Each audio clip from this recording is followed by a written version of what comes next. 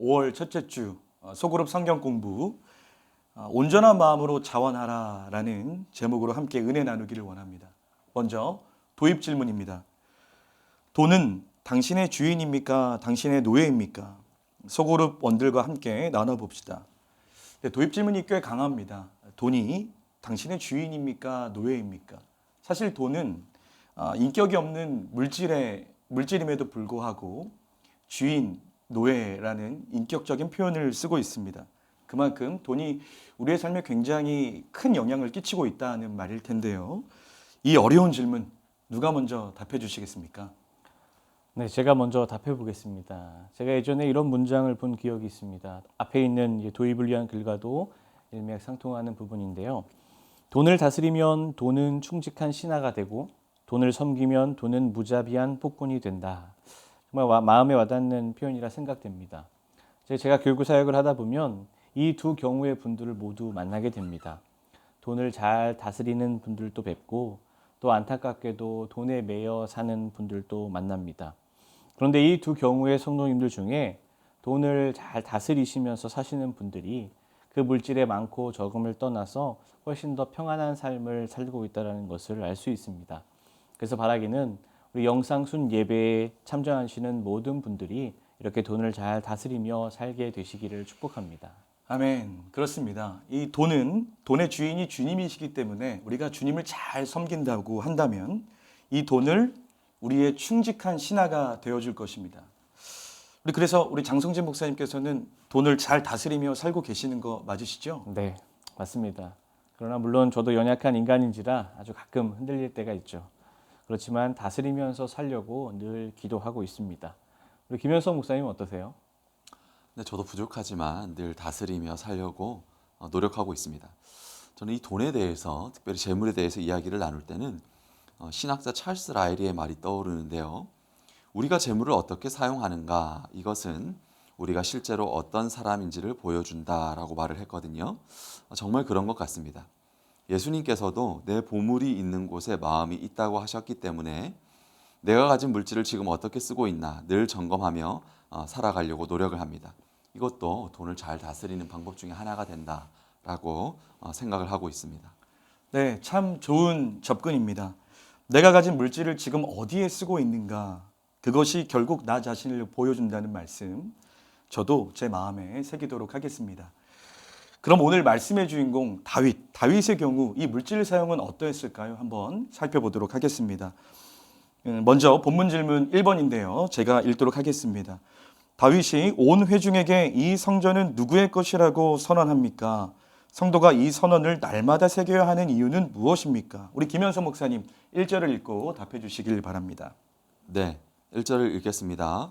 다윗 왕이 온 회중에게 이르되 내 아들 솔로몬이 유일하게 하나님께서 택하신 바 되었으나 아직 어리고 미숙하여 이 공사는 크도다. 이 성전은 사람을 위한 것이 아니요 여호와 하나님을 위한 것이라. 다윗은 성전이 사람을 위한 것이 아니라 여호와 하나님을 위한 것이라고 선언하고 있습니다. 저는 이 표현이 다윗 생애에 대표하는 말이라고 생각을 합니다. 성전 건축뿐만이 아니라 다윗은 모든 삶이 사람을 위해서가 아니라 하나님을 위해서, 하나님을 위한 삶을 살았습니다. 저희가 인생을 살아갈 때 사람에게 보이기 위한 삶을 살아갈 때가 참 많이 있지 않습니까? 그런데 다윗은 항상 언제나 하나님 앞에서 어떻게 하나님을 기쁘시게 할 수 있을까? 그런 삶으로 살았거든요. 우리 모두가 본받아야 된다고 저는 그렇게 생각을 합니다. 네, 그래서 우리 믿음의 선조들의 신앙 고백 가운데 특별히 웨스트민스터 소유리 문답 1번에 보면 사람의 제일 되는 목적이 하나님을 영화롭게 하고 영원토록 그를 즐거워한다라는 고백이지 않습니까? 우리가 오직 하나님의 영광을 위하여 또 하나님만을 위해서 살아가는 삶이 가장 가치 있고 또 아름다운 인생이라고 생각합니다. 아멘.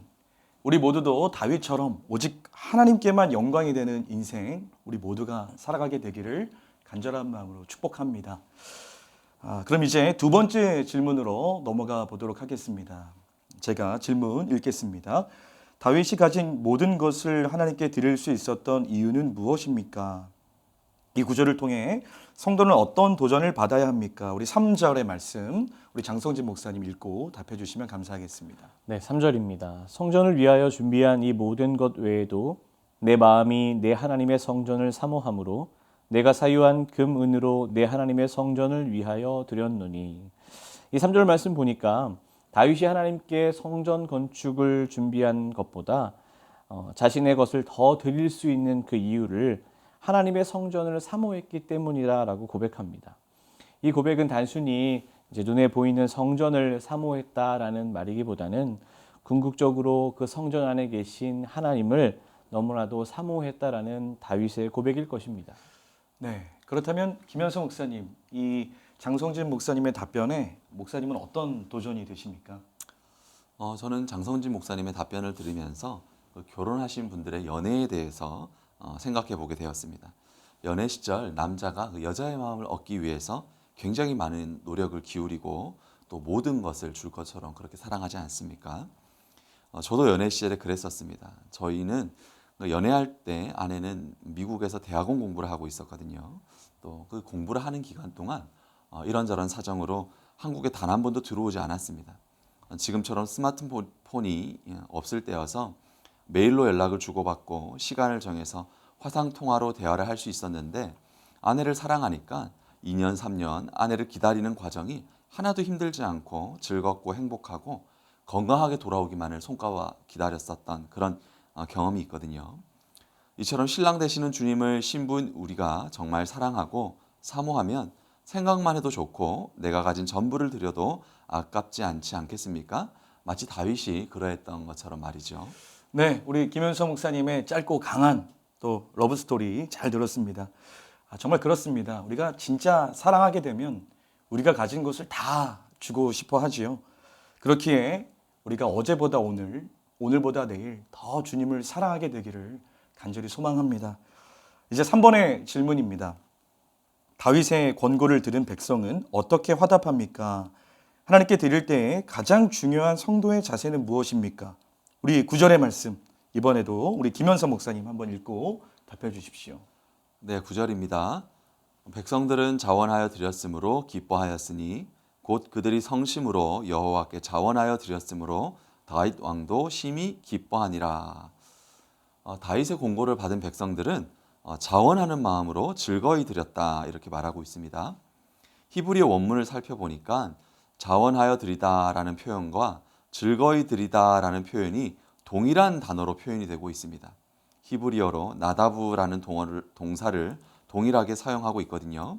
그런데 이 단어가 오늘 본문 역대상 29장 1절에서 19절까지 무려 7번이나 사용되고 있습니다. 반복해서 쓰였다는 것은 그만큼 강조하길 원하는 저자의 의도이지 않겠습니까? 그래서 주님께 무엇을 드릴 때 성도들의 가장 중요한 자세는 바로 자원하는 마음으로, 즐거운 마음으로 드리는 것이라는 것을 알 수 있습니다. 네, 우리 김현성 목사님의 또 히브리어 특강 감사합니다. 오늘 본문에서 나다브라는 동사가 무려 7번이나 사용이 되었다니 참 놀랍습니다. 하나님께서는 무엇보다 우리가 하나님 앞에 드릴 때에 자원하는 마음으로, 즐거운 마음으로 드리는 것이 참으로 중요하다는 사실을 깨닫게 되네요. 네, 또 성경을 읽을 때 또 중요한 것이 구약에서 말씀하시는 바가 신약에서는 또 어떻게 이야기되어지는지 살펴보는 것이잖아요. 그래서 저는 이 구절이 신약에서 동일하게 강조되고 있는 것을 알아봤습니다. 그 말씀이 이제 고린도후서 9장 7절인데요. 각각 그 마음에 정한 대로 할 것이요 인색함으로나 억지로 하지 말지니 하나님은 즐겨내는 자를 사랑하시느니라. 이 구절은 사도 바울이 우리 고린도 교회에게 예루살렘 교회를 돕기 위한 연보, 즉 구제 헌금을 요청하면서 쓴 구절입니다. 하나님의 교회를 돕는 데 있어서 인색함으로나 억지로가 아니라 즐겨 드리는 것을 동일하게 말씀하고 있습니다. 이런 사람을 또 하나님께서 사랑하신다라고 기록하고 있고요. 그래서 우리가 주님께 무엇인가를 드릴 때 그 액수보다는 얼마나 우리의 마음을 잘 담아 드렸느냐가 더욱 중요하겠구나라는 생각을 해보게 됩니다. 네, 정말 탁월한 해석 감사드립니다. 이 하나님께 드리는 것에 있어서는 신구약 모두에서 이 하나님께 즐거이 자원하여 드리는 것에 대해서 주님이 기뻐하신다라고 기록하고 있네요. 이 예배를 드리시는 모든 분들의 마음가짐이 하나님께 우리가 헌금을 드릴 때에 기쁨으로 드림으로 말미암아 주님의 사랑을 더욱 듬뿍 받게 되시는 여러분 모두가 되시기를 축복합니다. 이제 4번의 질문입니다. 헌금에 대한 다윗의 신앙 고백은 무엇입니까? 나도 동일한 신앙 고백을 주님께 드릴 수 있습니까? 우리 장성진 목사님 14절의 말씀 읽고 답해 주시길 바랍니다. 네, 14절입니다. 나와 내 백성이 무엇이기에 이처럼 즐거운 마음으로 드릴 힘이 있었나이까? 모든 것이 주께로 말미암아 싸우니 우리가 주의 손에서 받은 것으로 주께 드렸을 뿐이니이다. 이 구절을 통해서 다윗은 헌금에 대해 모든 것이 주께로부터 왔으니 주께 드린다라는 이 하나님의 전적인 그 주권의 신앙을 고백하고 있습니다. 세상의 모든 것을 창조하신 분이 하나님이시기 때문에 이 세상의 모든 만물의 주인은 하나님이시죠. 그러하기에 다윗은 자신이 가진 모든 것이 다 주님의 것임을, 그렇게 하나님의 전적인 주권을 고백하고 있는 것입니다. 우리가 성경을 읽을 때 또 중요한 것이 다른 믿음의 사람들은 또 어떤 고백을 하였는가, 이것이 중요하잖아요. 그래서 저는 오늘 본문의 그 다윗의 고백과 비슷하게 고백이 또 다른 두 사람에게 있는 것을 볼 수가 있었습니다. 한 분은 욥이고요. 또 다른 한 사람은 사도 바울입니다. 욥은 욥기 1장 21절에서 다음과 같이 말합니다. 주신 이도 여호와시요 거두신 이도 여호와시오니 여호와의 이름이 찬송을 받을지어다. 아멘. 또 사도 바울은 다른 성경에서 다음과 같이 말하고 있습니다. 로마서 11장 36절인데요. 이는 만물이 주에게서 나오고 주로 말미암고 주에게로 돌아감이라. 그에게 영광이 세세토록 있을지어다. 아멘. 욥과 사도 바울 동일하게 모든 것이 주님께로부터 말미암고 주님께로 돌아간다는 사실을 정확히 알고 있었던 사람들이었습니다. 우리도 이 믿음의 선조들처럼 같은 고백, 동일한 신앙을 갖는 것이 참 중요하다는 것을 다시 한번 깨닫게 되는 것 같습니다. 네, 정말 그렇네요. 이 다윗도 욥도 바울도 다 같은 고백을 하고 있습니다. 만물의 주인이 주님이시기 때문에 우리가 가진 모든 것도 다 주님의 것이다. 그러하기에 주님이 원하신다면 기쁘게 드릴 수 있었던 이 믿음의 사람들의 모습, 저와 여러분 모두의 모습이 되기를 간절히 축복합니다. 벌써 마지막 본문 질문입니다. 5번 질문 제가 읽겠습니다. 다윗은 오랫동안 왕으로 살았으면서도 이 땅에서 자신의 신분을 어떻게 묘사합니까? 이러한 자기인식이 중요한 이유는 무엇입니까? 우리 15절 말씀 그리고 답을 우리 김현수 목사님께 부탁드리겠습니다. 15절입니다.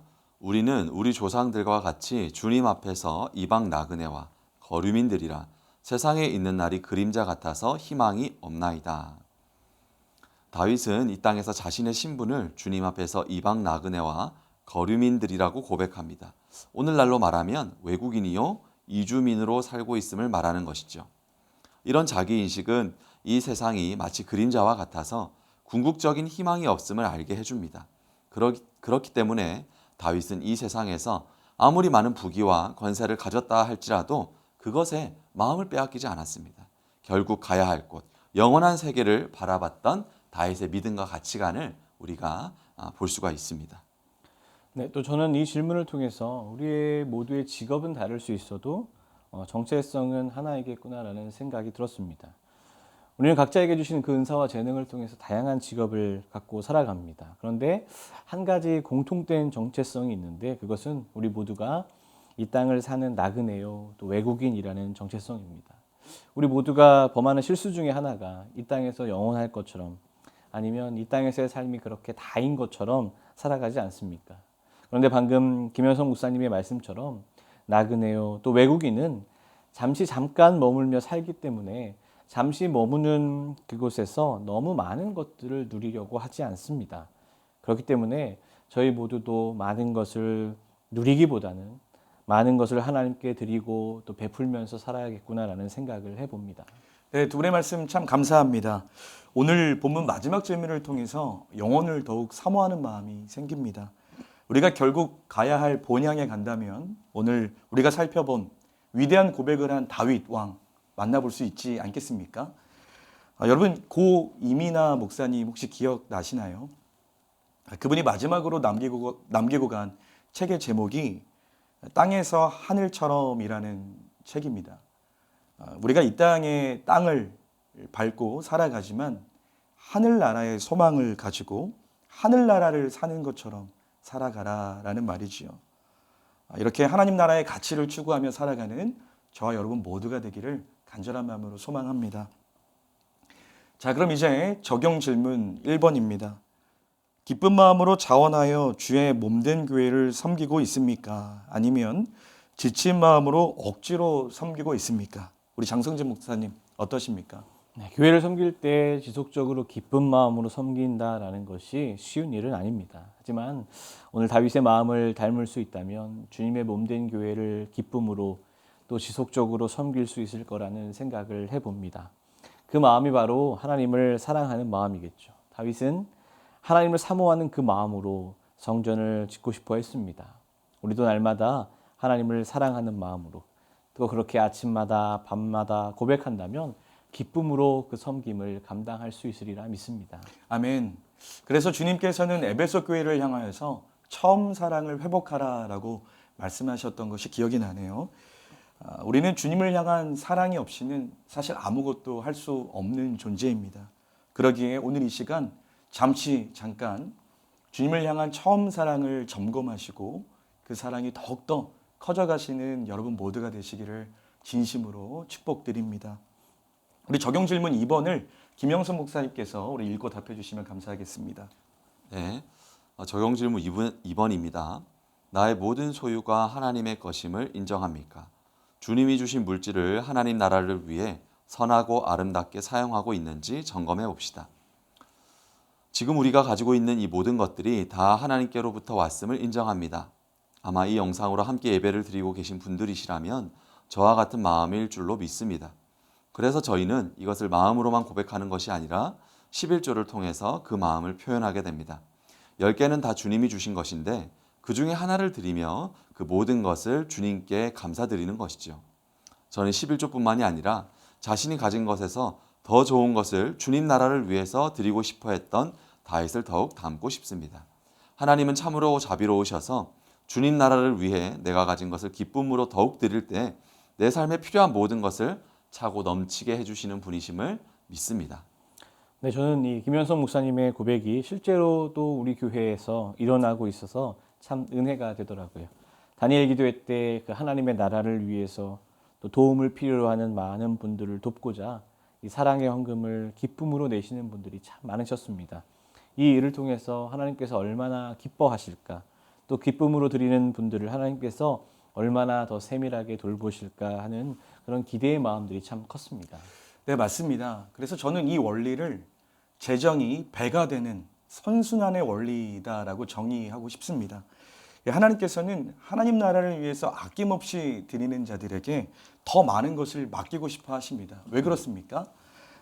하나님께서 우리에게 많은 것을 맡겨주셨는데 그것을 가지고 더 많은 것을 섬기려고 하기 때문에, 더 많은 사람들을 섬기려고 하기 때문에 주님은 더 많은 것을 맡기고 싶어 하시는 것이겠죠.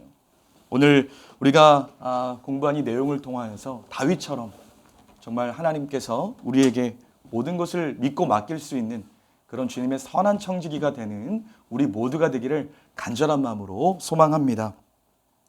우리 지금까지 주신 말씀의 은혜 있으실 텐데요. 우리 그것을 붙들고 함께 간절히 좀 기도하는 시간을 가졌으면 좋겠습니다.